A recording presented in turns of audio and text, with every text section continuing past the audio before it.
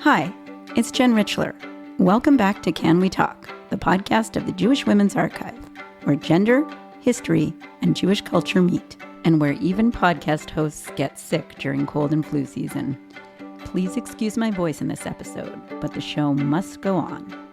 On August 4th, 1869, a baby named Josephine was born in Sitka, Alaska, to German Jewish immigrants Martin and Fanny Rudolph. It was just a couple of years after Russia sold the territory to the United States. 7 decades later, Josie, as her family called her, was back in Germany and the Nazis were in power. Josie's American birth saved her life when she found herself desperate to leave Germany.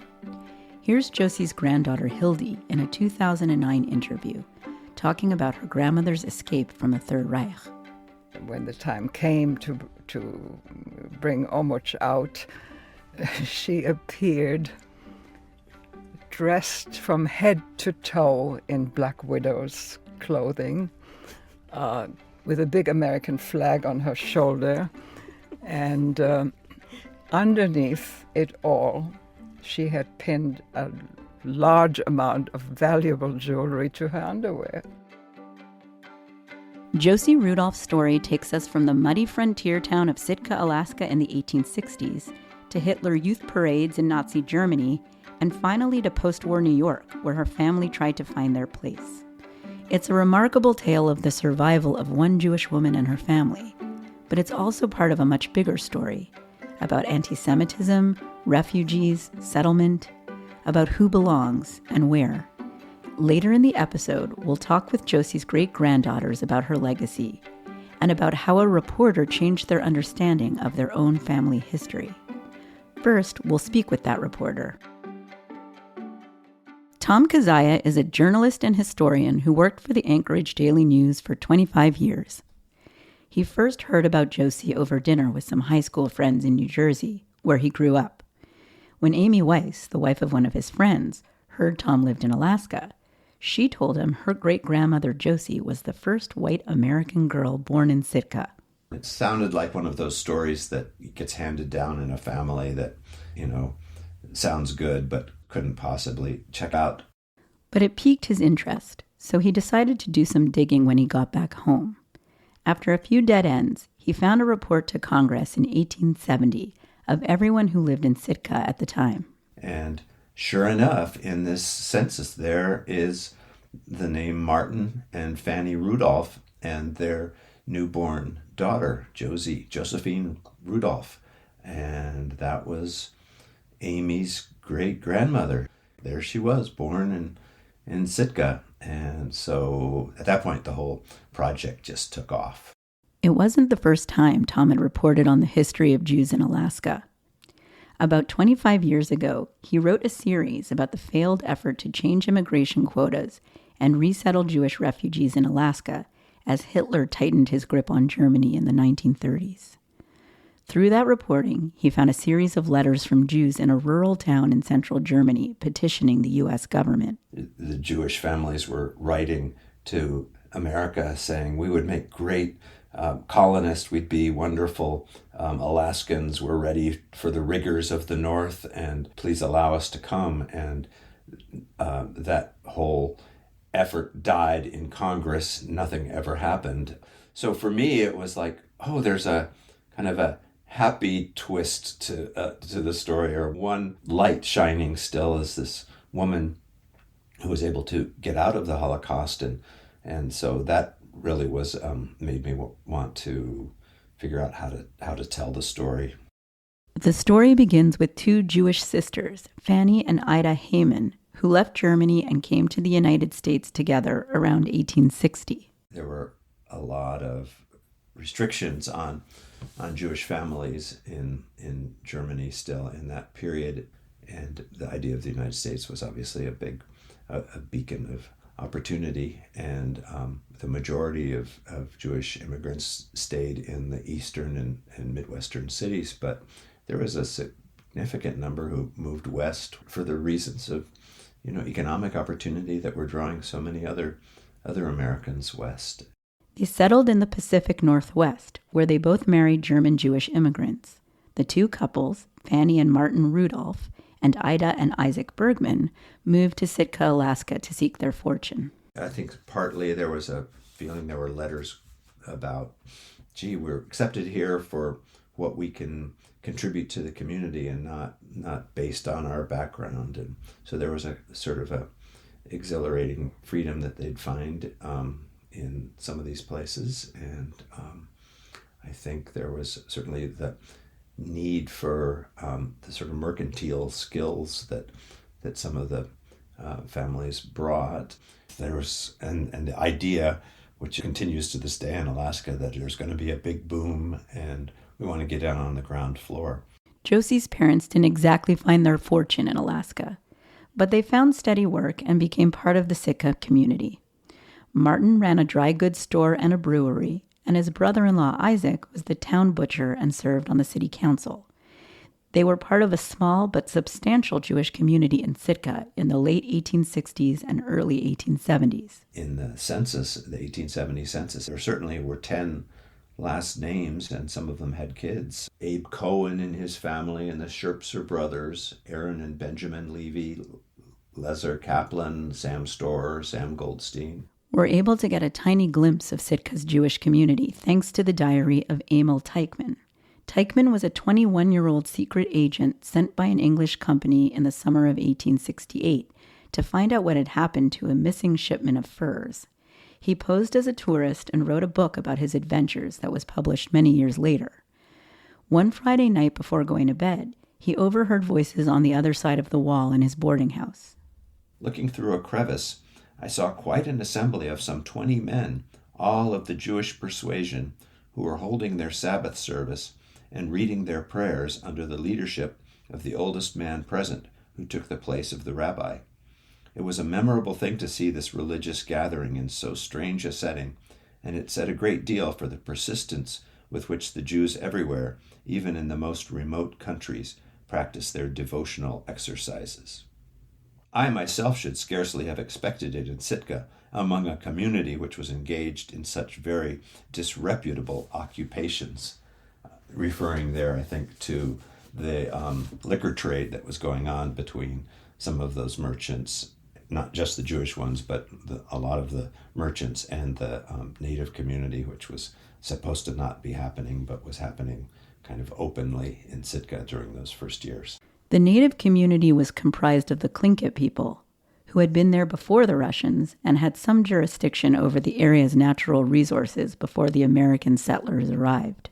The United States didn't recognize that. They acted like they had bought everything, the rights to everything, and so there was quite a bit of conflict in that first decade as the Army imposed itself. That first decade ended with most settlers leaving, as they realized the boom they dreamed of wasn't to be. Fanny and Martin, along with Ida and Isaac, headed back to the Pacific Northwest in 1871. But just a few years later, Martin and Fanny headed back to Germany so that Fanny could take care of her ailing parents. They thought they'd just be there temporarily and then return to the U.S. But that's not how things turned out. It seems that there was just a sort of unanticipated series of problems once they got back. The death of her father, followed by the death of her mother, followed by the death of her husband, Martin. And at that point, Fanny and her daughter, Josie, decided to stay in Germany. Josie was just 6 years old when they returned to Germany. When she was 19, she married an older, wealthy industrialist named Bernhard Thurnauer, who owned a big ceramics factory outside Nuremberg. They had 2 children, Martin and Lily. As an adult, Martin took over the factory and became quite successful in his own right. He lived with his wife and 2 daughters in a mansion outside Nuremberg. The girls would visit their grandmother, Josie, in Nuremberg. Starting in 1933, when Hitler rose to power in Germany, Nuremberg was the site of annual Nazi propaganda rallies, complete with marching soldiers, torchlight processions, and speeches by Hitler and other Nazi leaders. Here's Josie's granddaughter Lilo in a 2009 StoryCorps interview with her daughter Susie. She's recalling one of her childhood visits to her grandmother's apartment in Nuremberg. I saw some of his followers in their uniforms walking around the streets, and I remember sitting with my grandmother at the window in her apartment listening to the Heil Hitlers that were going on at a rally that Hitler had in Nuremberg at that time.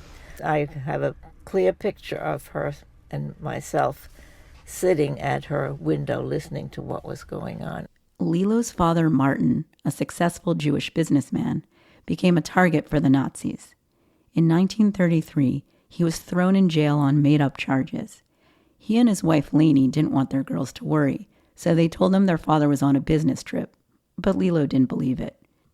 Martin wrote Lainey a letter from jail in his characteristically upbeat tone. Dear Putzel, on account of the censorship, I am not permitted to write you in shorthand. Personally, I am asking for the following items, if it will be permitted. Picture of you and the children, toilet articles, mouthwash, the alcohol which Dr. Volker prescribed with cotton, small pillow, underwear for the week. As an occupation, I have a book from the prison library, German Humor of the Past.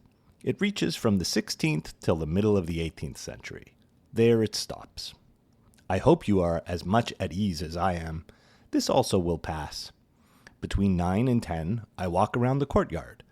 I do not get to do things like that usually. Everything has also its good points. Many regards to everybody. Kisses for you and the children. Yours, M. Martin was able to get out of jail after about a week with the help of his lawyer, on the condition that he give up his factory and most of his money and possessions to the Nazis and leave Germany. Luckily, Martin had some business contacts in the U.S. who were able to sponsor him and his family to come to New York. Lilo was 9 at the time and recalled the overseas journey as exhilarating. Here I was, a little girl who had never been out of her immediate territory, going on a boat for a week's trip to New York. My father was seasick from the moment he stepped on the boat until we got off, and I had a ball. I mean, I had the run of the boat. I became sort of a special to everybody else who was there on the boat, and I loved the dining room and the huge menu that was presented to me at every meal. And I'm sort of fascinated that I knew what to do because, as I said, I had had nil experience. I don't think I had ever eaten in a restaurant. So I remember it as having been a fun time. And I remember arriving in New York and seeing the Statue of Liberty. That was very, very exciting to me. And even now, when I see the Statue of Liberty, I get a sort of a little flutter. Meanwhile, Josie stayed in Nuremberg with Bernhard, whose health was failing. After he died in 1936, Josie decided it was time to leave and join her son's family in the U.S. By then, the U.S. had imposed strict quotas on the number of people who could immigrate, but Josie's Alaskan birth was her ticket out. The timing is so amazing in her life because not only was she born in Alaska just after it became U.S. territory, so she was born on U.S. soil, but she was born a year after the United States adopted the 14th Amendment in that post-Civil War period, which was intended to give the freed slaves citizenship to ensure that they were treated as American citizens. And that 14th Amendment included the right to birthright citizenship, where if you were born on U.S. soil, you were automatically an American citizen. There was also a bizarre twist in all of this. There was a law that had passed the United States Congress in 1907 denying citizenship to U.S. women who married foreign nationals. And it's bizarre because a man, marrying a foreign national had no such problem. This would have been an issue for Josie, whose husband was German. But luckily for Josie, the law was repealed, and around the time she decided to leave Germany, her U.S. citizenship was reinstated. It took months for her U.S. passport to come through, but she finally got it on October 7th, 1938. And not a moment too soon. Over the next few years, the Gestapo, who controlled Jewish emigration, would make it harder and harder for Jews to leave Germany, until they outlawed it entirely. That image of of Josie when she finally left Germany and the Gestapo were in charge of the border crossings by the end of 1938. It's like 2 weeks after Kristallnacht, and things are falling apart everywhere. And Josie shows up at the border wearing a black widow's full-length dress, and underneath it she's got all of her jewelry pinned to her underthings. And she just strides through with her American passport and heads to New York. And would live a decade in New York before she died, and see her granddaughter married to an American GI. And it's just a kind of a happy ending that's just shows how brave and she deserved that pioneer daughter moniker. Most German Jews weren't as lucky as Josie. Many didn't have the resources or weren't able to leave. Immigration quotas also meant many Jewish refugees had no place to go. And as Tom mentioned earlier, a plan to resettle German Jewish refugees in Alaska had failed. It failed for a variety of reasons, but one of them, sadly, was antisemitism within the Alaska Territory. The idea that, this type of person, quote unquote, would not fit, that they would be an enclave within Alaska, that they would, they were somehow not ready to split wood and snowshoe, to the store. The anti-immigration movement forces in D.C. were pretty powerful. So it kind of just foundered in Congress, in the hearings in Congress, and just disappeared after 6 months of conversation. Zooming out from the details of Josie's story, what do you think we can learn from that story today? I mean, in some ways, this is a paint-by-numbers illustration of how settler colonialism works. But, at the same time, that phrase becomes a kind of mental shortcut, I think, that doesn't allow you to look at the details of what's actually happening on the ground. The pioneer community, as I said, was made up of a lot of different types of people and with different motivations, sort of coming together.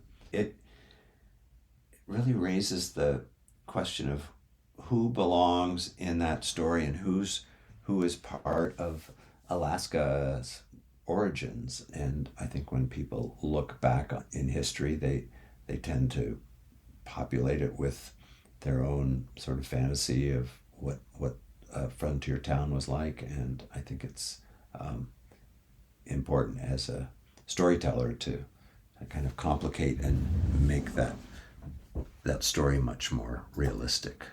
And Josie's story is poignant when you consider the anti-Semitism that scuttled the Alaska resettlement plan. Who is the first pioneer daughter of Alaska? She's, the child of German Jewish immigrants. I think that is just a wonderful way to rebut that headline that sort of infamously rejected the resettlement plan, saying German Jews are unsuited for Alaska settlers, is the prevailing view here.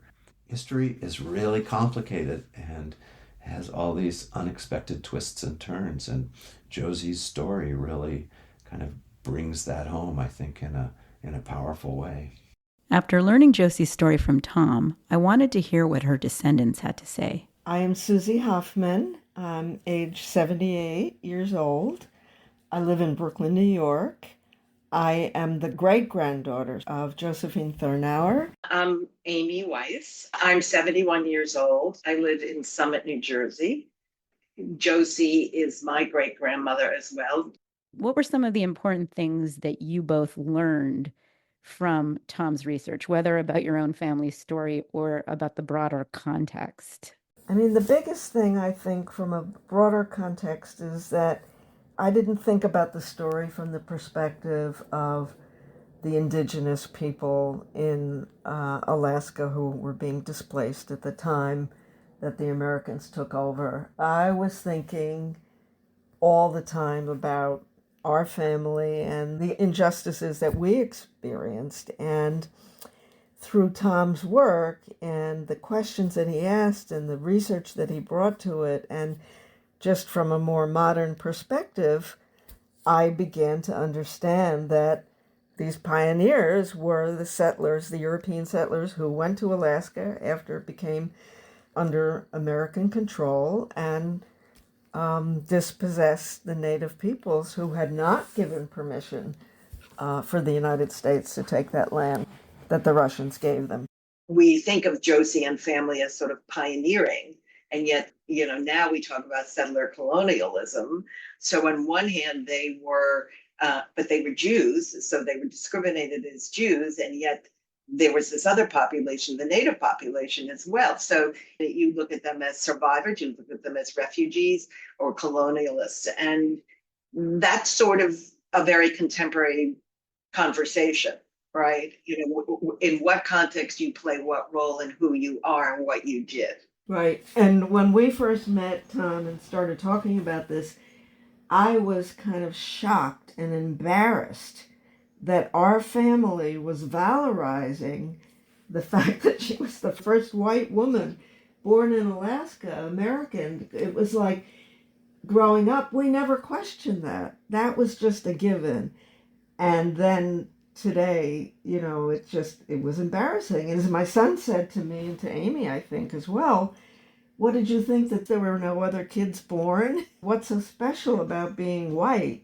There were plenty of native people, kids born at that time. Why do you think this story, your family's story, is worth telling? And what do you hope that people take away from it? I guess it's just another story of survival in a way. And a woman's survival and a family's survival, which matters to me.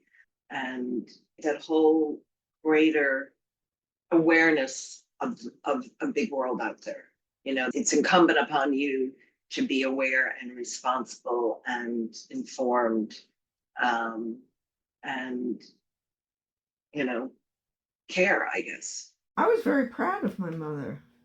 I was proud that I had a mother who was a refugee, even though I suffered personally from the antisemitism growing up and as a young child. It was kind of a protective thing for me, knowing that, this was something special about my family. Both Amy and I have tried to pass this to the next generation as well, that we were immigrants, we were refugees, we almost, weren't here. Remember that there are other people now, migrants coming to this country, who are being told they can't be here, and we were once in that place. Birthright citizenship, which was key to Josie Rudolph's survival, is now in the president-elect's crosshairs. Donald Trump has said one of his top priorities as president is abolishing birthright citizenship by executive order. If he does, the order will likely be challenged and end up before the Supreme Court. You can see pictures of Josie and her family at jwa.org/canwetalk. We'll also include a link to Tom's series about Josie for the Anchorage Daily News in our show notes. Special thanks to Rebecca Brenner-Graham for bringing us this story and connecting us with Tom, and to Noah Stoffman for reading the letter from Martin Thurnauer. Thank you for listening to Can We Talk, the podcast of the Jewish Women's Archive. Our team includes Nahani Rouse and Judith Rosenbaum. Our theme music is by Girls in Trouble. If you love listening to Can We Talk and want to make sure we continue telling stories at the intersection of gender, history, and Jewish culture, please remember the Jewish Women's Archive when you make your year-end donations. To contribute, go to jwa.org/donate. And thanks. That's a wrap on our fall season. We'll be back with more in the spring. In the meantime, you can catch up on episodes you've missed at jwa.org/canwetalk or on your favorite podcast app. And you can sign up for our monthly newsletter at jwa.org/signup. I'm Jen Richler. At this time of year, when the nights are long, we wish a light-filled happy Hanukkah to all who celebrate. It's traditional to light your Hanukkah candles just after sunset. In Sitka, Alaska, on the first night of Hanukkah, That will be around 3:27 p.m.